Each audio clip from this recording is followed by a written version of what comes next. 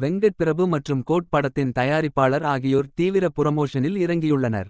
வெங்கட் பிரபு ஒரு பக்கம் படத்திற்கு எதிர்பார்ப்பை அதிகரிக்கச் செய்கிறார் என்றால் அர்ச்சனா கல்பாத்தி பிரேம்ஜி ஆகியோரது புரமோஷன்கள் ரசிகர்களை குஷிப்படுத்தியுள்ளது. படத்தில் அஜித்தின் கேமியோ அல்லது வசனங்கள் என்று ஏதாவது ஒன்று இடம்பெறும் என தெரிகிறது.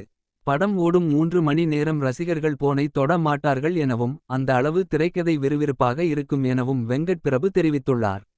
அதேபோல் கோட் கிளைமாக்ஸ் காட்சியில் தியேட்டர் அதிரும் எனவும் கூறியுள்ளார். அதேபோல் பிரேம்ஜி தனியார் யூடியூப் சேனலுக்கு அளித்த பேட்டியில் கோட் படம் தொடங்கி 60 நொடியிலிருந்து அவ்வப்போது சர்ப்ரைஸ் வந்து கொண்டே இருக்கும். மேலும் படத்தில் விஜயின் கார் எண் CM 2026 எனவும் கூறியுள்ளார்.